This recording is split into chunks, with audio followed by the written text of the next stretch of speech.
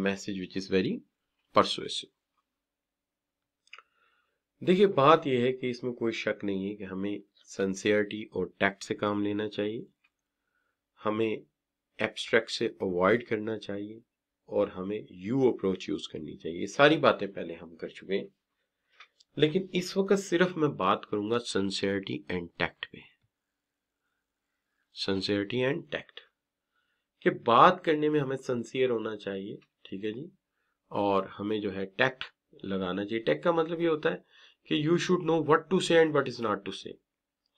यानी अगर एक इंसान को ये पता है कि यहाँ कौन सी बात कहने वाली है and what to say and what not to से, तो मैं ये समझता हूं कि ये टैक्ट है, ये कहना चाहिए, ये नहीं कहना चाहिए।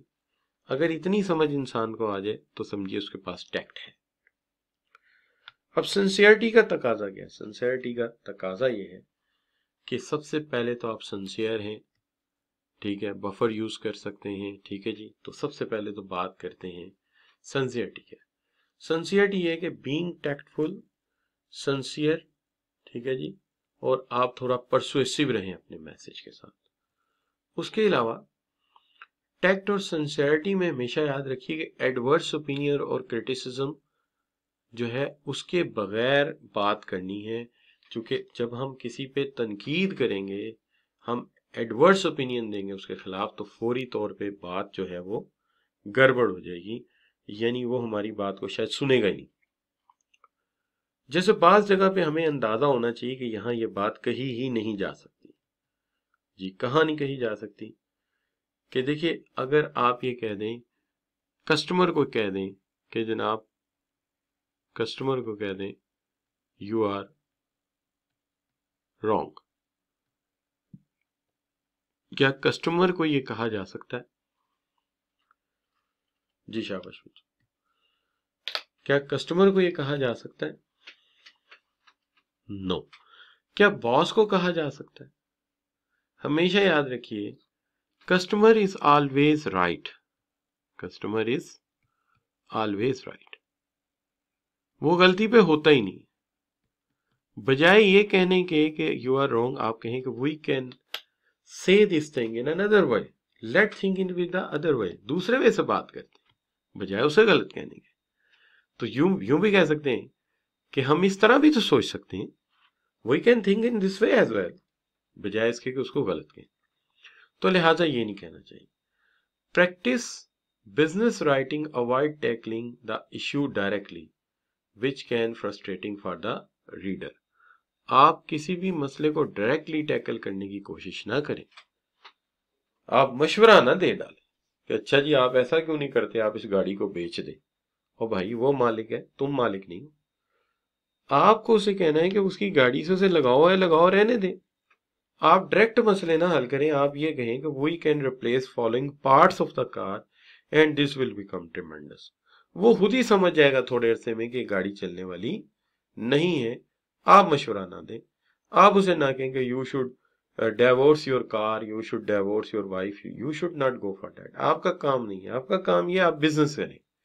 और फिर ये है कि you need to use an indirect approach to say what you mean. अगर आपको कोई बात कहनी है तो आपको इनडायरेक्ट अप्रोच लेनी पड़ेगी, जिससे रीडर की फीलिंग्स हर्ट ना हो, ठीक है, और न्यूज है वो उसके लिए डाइजेस्टेबल बन जाए, ना कि उसके लिए इडिवर्सेबल बन जाए कि आप उसे ये कभी भी ना कहें कि तुम्हारी गाड़ी अब ठीक नहीं हो सकती, बेहतर यह है तुम इसे गार्बल्ड कर दो।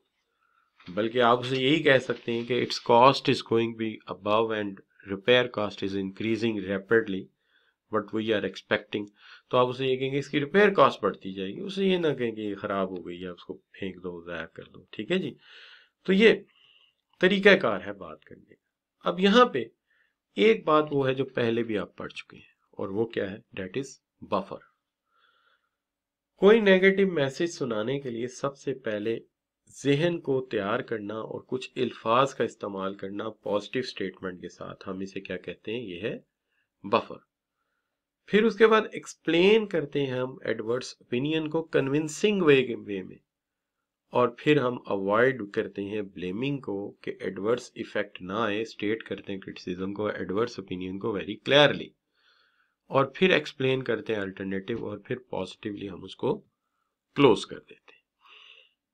ये बात हम पहले भी कर चुके हैं।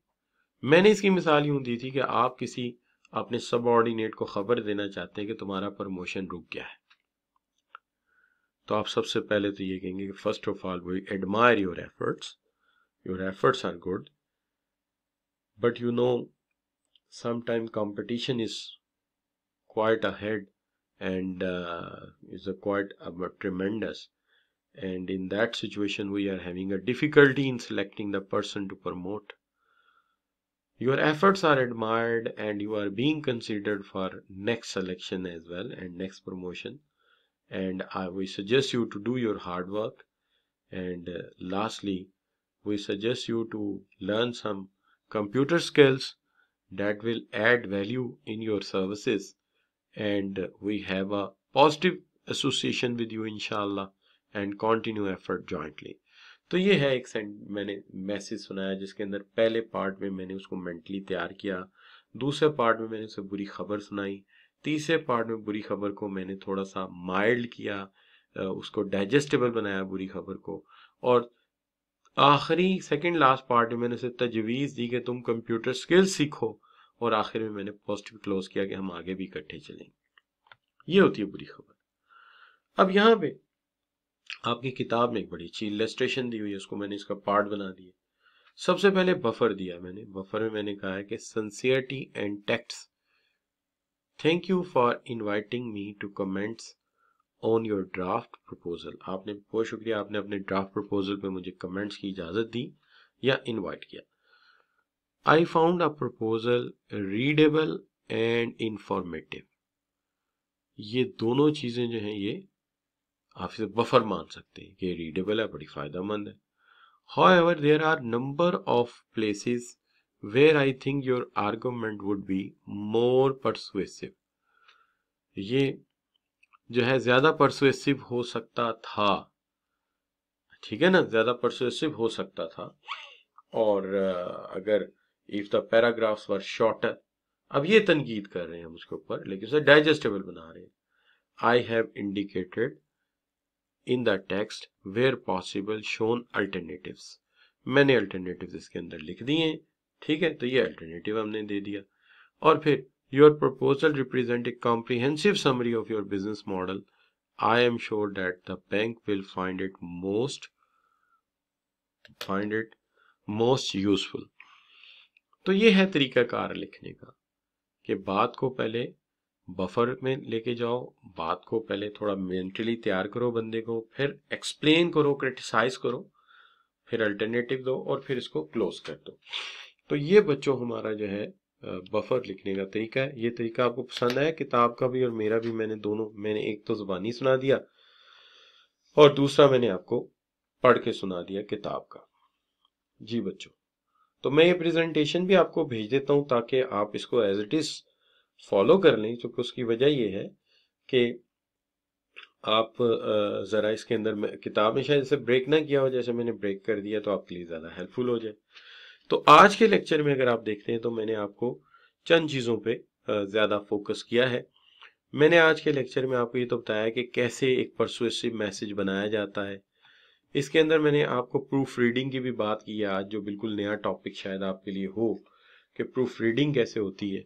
और मैंने इसके अंदर आपको बताया है कि कहाँ डायरेक्ट सेंटेंस यूज करना चाहिए, कहाँ इनडायरेक्ट सेंटेंस यूज करना चाहिए, और क्लैक्विज्म से कैसे बचना चाहिए। तो यहाँ पे मैं अपने लेक्चर को